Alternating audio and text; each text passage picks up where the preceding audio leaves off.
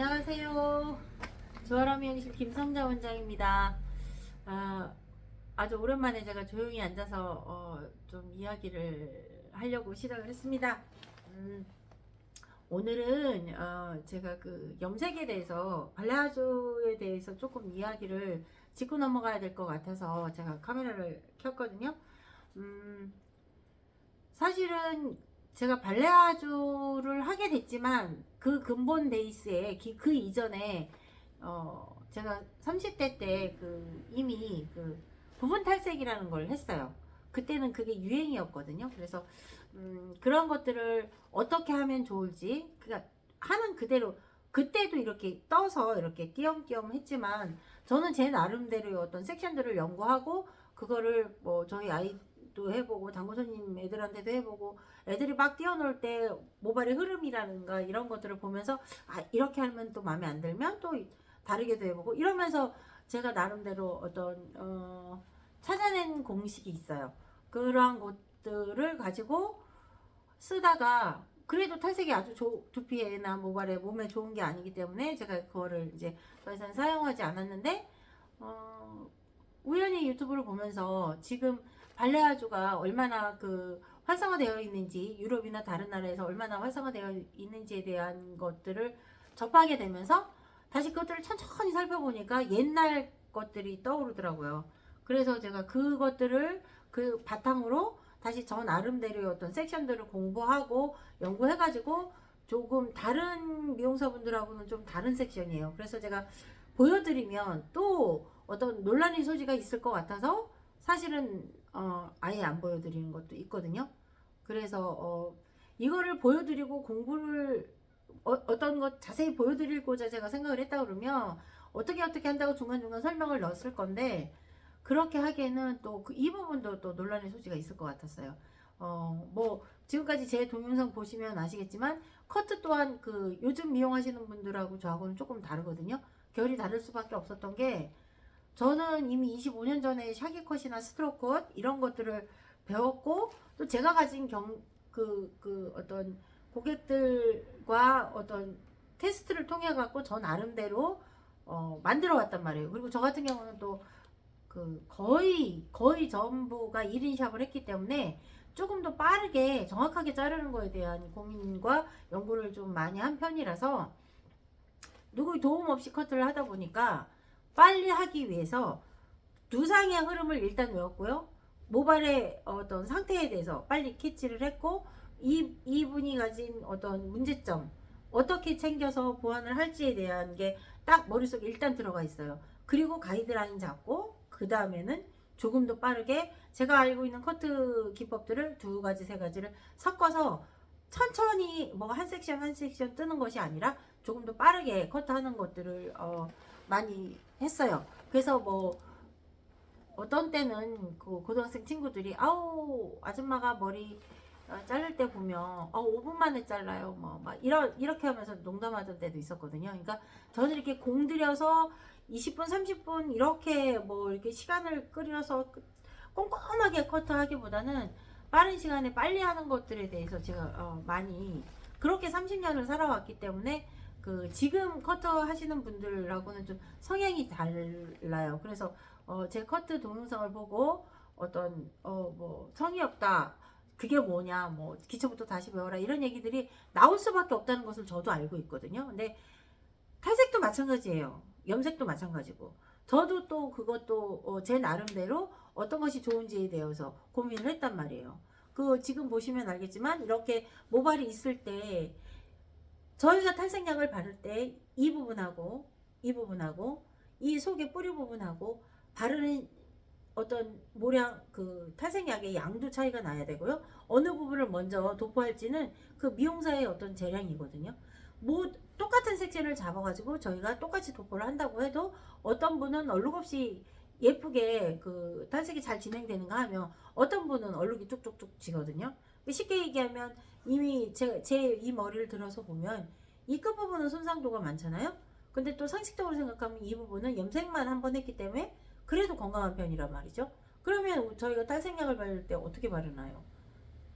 조금 더 건강한 부분부터 그렇지만 두피의 열도 고려를 해야 되죠. 그러니까 그런 것까지 고민을 해서 한 1cm 띄워서 먼저 도포하고 그 다음에 건강모 또 도포하고 그 다음에 아주 극손상모는 끝에 가서 살짝 바르든지 아니면 전체적으로 다 도포한 다음에 다시 재도포를 하든지 이런 식으로 저희가 어떤 나름의 그 각자의 노하우가 있어요.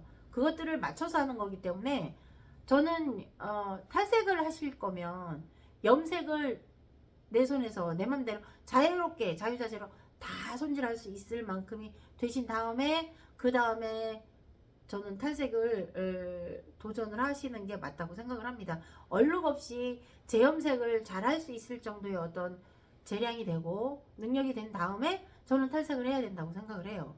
그래서 5번을 오든 10번을 오든 단 한 번을 오든 그 손님의 어떤 제터치에서 신생모와 그 이미 염색 모발의 어떤 경계점이 보이지 않도록 염색하는 그러한 것들이 굉장히 큰 실력이거든요. 그러한 능력이 된 다음에 탈색약을 접해야 된다고 저는 생각을 해요. 그래서 어떤 분은 끝까지 염색약 한꺼번에 안 발라준다고 저희 집 안 오시는 분도 있거든요. 근데 저는 또 그렇게는 안 해요. 왜냐하면 이미 염색되어 있는 부분하고 컬러를 맞춰서 저희가 신생 모발을 도포해 줄 수 있는 실력이 바로 미용사의 영역이라고 저는 생각을 하기 때문에 또 그렇게 본다 하면 그 발레아주나 블랙백이 이런 거 부분들은 또 어두운 것을 다시 저희가 톤업을 시키는 거기 때문에 또 까매서 보이지 않지만 어느 부분이 조금 더 어두운 데가 있을 거고 어떤 부분은 조금 덜 어두운 데가 있을 거고 아주 상한 머리가 있고 덜 상한 머리가 있단 말이에요. 그래서 우리가 그러한 것들을 당황하지 않고 대처하기 위해서는 이미 염색에서 우리가 그렇게 띠 없이 염색을 잘 도포할 수 있는 어떤 나름의 노하우가 생기고 실력이 생긴 다음에 탈색을 가고 블랙베기를 하고 발레아주를 시도를 하시면 실수 없이 될 것 같아요. 똑같은 섹션을 잡아서 하더라도 그 가끔 유튜브 보면 이 두피 부분에만 듬뿍 탈색이 되고 이 중간 부분은 탈색이 덜 돼갖고 가늘어지다가 끝부분 와서 없는 그런 케이스를 뭐 이렇게 다른 미용사분을 방문해서 고민 상담하는 그런 영상들이 몇 개 제가 봤거든요.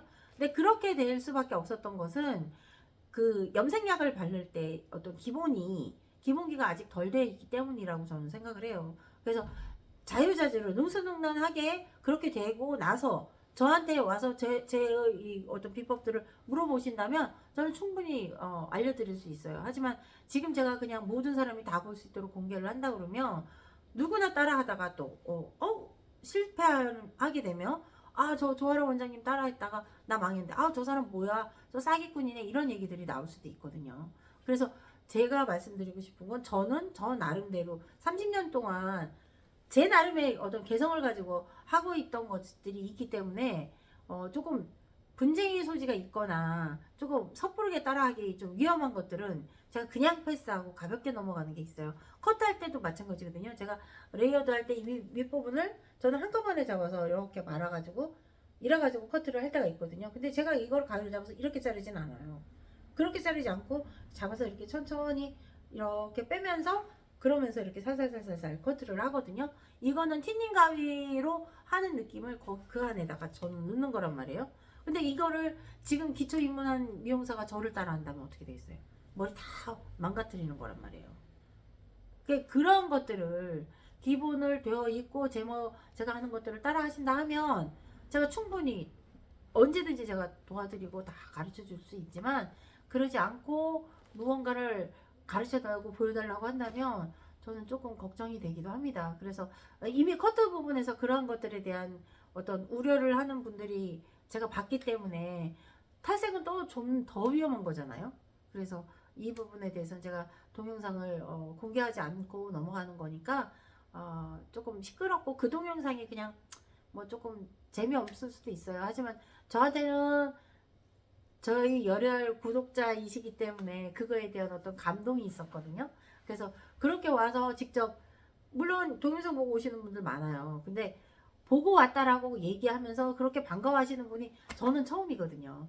제가 유튜브 한 지도 얼마 되지도 않았지만 그렇게 와서 반갑게 제 그 동영상들에 대해서 같이 토론하고 얘기해 주시고 막 격려해 주시고 이러는 분들을 처음 만나서 저도 좀 많이 흥분되어 있었거든요. 그래서 그거는 제가 개인적으로 기록을 보관하고 싶은 의미도 있어서 올리기도 했습니다. 그래서 그거는 조금 더 염색 먼저 기본을 다지시고 그 다음에 탈색으로 가셨으면 좋겠어요. 아직까지 그 섹션에 대한 거나 얼마를 떠야 되는지 이렇게 뭐지? 띄엄띄엄 포뜨기 하는 거, 뜨개질 하는 것처럼 꼬리빗으로 이렇게 하는 것과 그냥 일자 섹션의 어떤 차이나 이런 것들에 대해서 아직 충분히 연습이 되지 않으셨으면 사실 이거는 가발로는 알 수가 없어요. 왜냐면 가발은 움직이지 않잖아요. 하지만 사람은 활동을 하잖아요. 그러니까 똑같은 섹션을 해놔도 예쁜 두상에 해놨다 할지라도 그 사람이 어떻게 활동하느냐에 따라서 이 모발이 어떻게 흔들리냐에 따라서 한쪽으로 뭉칠 수도 있고 아니면 자유롭게 퍼질 수도 있는 거거든요. 그래서 그러한 것들에 대한 고민과 연구가 먼저 되고 그 다음에 발레아주에 도전하셔야 돼요. 그래서 어떻게 보면 한국에서 시크릿 투톤이 먼저 유행한 게 저는 다행이라고 생각도 하거든요. 왜냐면 시크릿 투톤은 굉장히 안전한 것이고 또 그 보셔서 알겠지만 그 에어 이렇게 드라이기로 해서 잔머리 빼고 하는 그런 탈색이 있어요. 아니면 또 우리가 빼콤이라고 그러죠. 후가시를 넣어가지고 어느 정도 모발을 줄여갖고 저도 제 머리 셀프로 할 때 그렇게 했거든요. 저 혼자 하는 거라서 그래서 이렇게 잡아서 그 섹션을 잡아서 빼콤을 넣어가지고 이 모량을 줄인 다음에 하는 방법도 있어요. 그러니까 꼭 이렇게 뜨지 않더라도 일자 섹션을 저희가 이렇게 잡아서 그거를 탈색약을 도포를 할 때도 도포를 그냥 하는 게 아니라 그렇게 하는 방법들도 있단 말이에요. 그러니까 이 방법도 해보시고 저 방법도 해보시고 그러면서 연구를 하셨으면 좋겠습니다. 제 얘기가 조금 도움이 되셨으면 좋겠습니다. 또 궁금한 거 있으시면 또 알려주세요. 감사합니다.